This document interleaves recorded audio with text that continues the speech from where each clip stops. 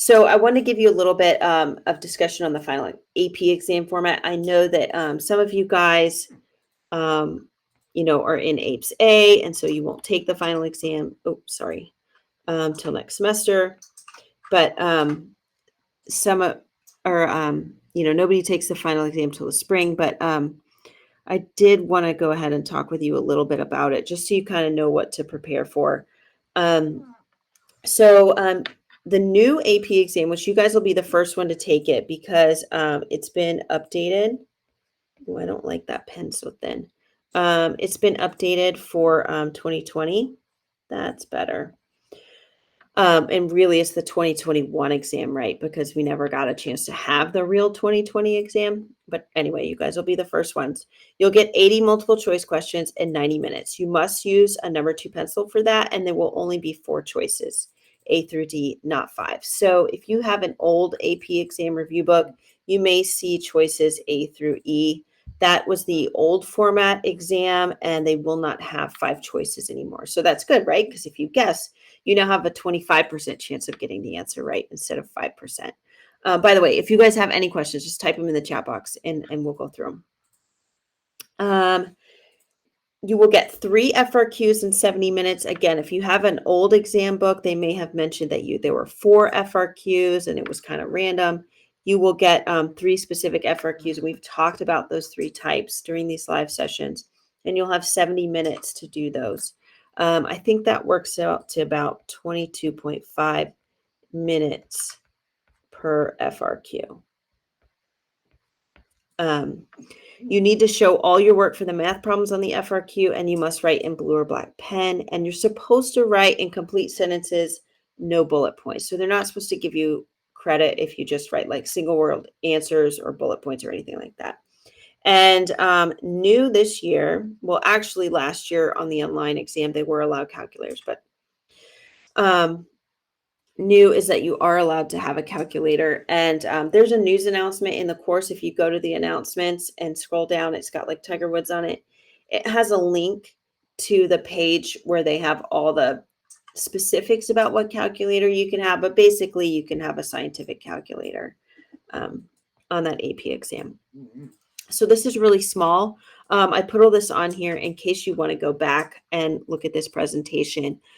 These links do not expire. So if you go into the course and save the link for this live session to go back and watch in the spring, it will still work.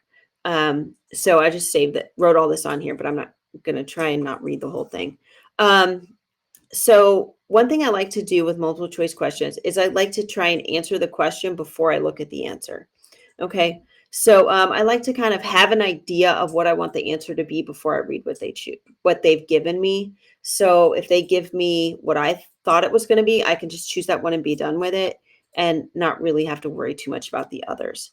If there's any answers that are wrong, just cross through them. If there's like A, B, C, and A is definitely wrong and C is definitely wrong, well, there'll be a D too. Just cross through those on your page. You're allowed to write on the booklet, so go ahead and do it. What I've heard is that students who write on their booklet and annotate and all that kind of stuff tend to earn higher scores than those that don't. If it helps, draw a picture. If they ask you about the demographic transition, draw that thing and, figure it out. Same with the carbon cycle or something like that. Don't get too detailed, but if you need to draw a picture, you can. If you don't know the answer immediately, move on, go to the next question. The questions are randomly assorted by difficulty, so it is possible that your very first question is the most difficult question on the whole test.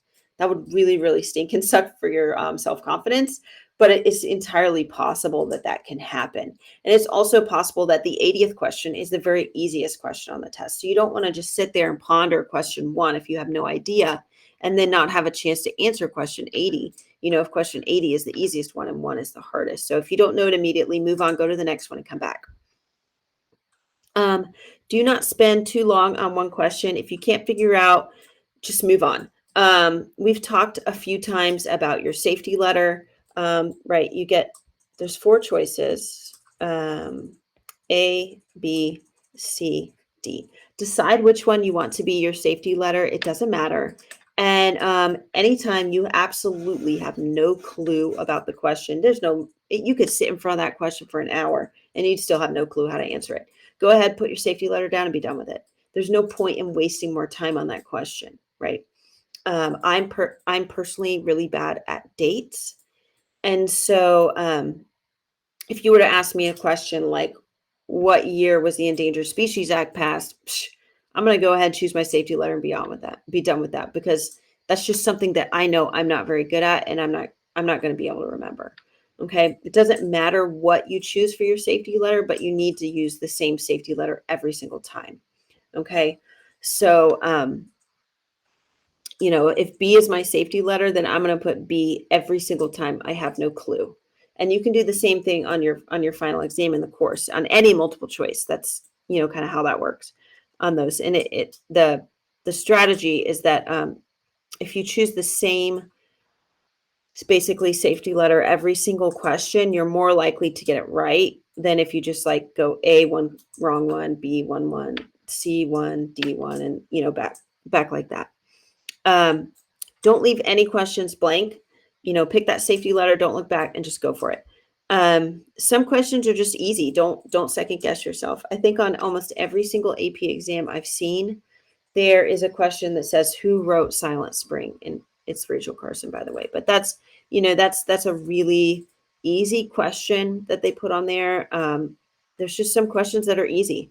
There's some questions they want every single person to get right. Unless you have a really, really good reason for changing your answer, don't second guess yourself and change your answer. Go with your gut feeling, or your gut. So there's a few different types of multiple choice that we'll talk about. And then there's one special type of multiple choice that we'll talk about in that very last session, because they just started that kind. These are just basic fact recall. So here's an example. The level of ecological organization described by field ecologists when studying multiple interacting species that live in the same area. So we have multiple interacting species in the same area. And the choice is habitat, energy flow, population, or community. Since we have more than one species right here, it's going to be community. And that's just a fact. They're not asking you to interpret anything. It's just, I think these should be the quickest for you to answer. You either know them or you don't. Now, these questions are, I like to think of these as Sesame Street questions, because they're like, which one of these does not belong? So they're going to usually have a word like not or except. So which of the following is not a major greenhouse gas? And then, you've got your choices here. And then, the answer is carbon monoxide. Interestingly, water vapor actually is a greenhouse gas. It's a pretty potent one too, interestingly enough. So you'll see something like not or except. And these ones are hard for me because I tend to like skip over the not, or I'll skip the not and then I'll read it and I'm like, gosh, all of these are correct. And that's how you know. And when you get a not question, you want one where all the answers, which one of these are not the same, right? So this is not the easiest not question, but if you have three that are like, all of these are kind of related, like which one of these is body parts, right? And they have like hands, legs, rocks, and toes. Okay, well, rocks has nothing to do with hands, legs, or toes, right? So rocks is the odd one out. Rocks must be the correct answer. That's a simple one.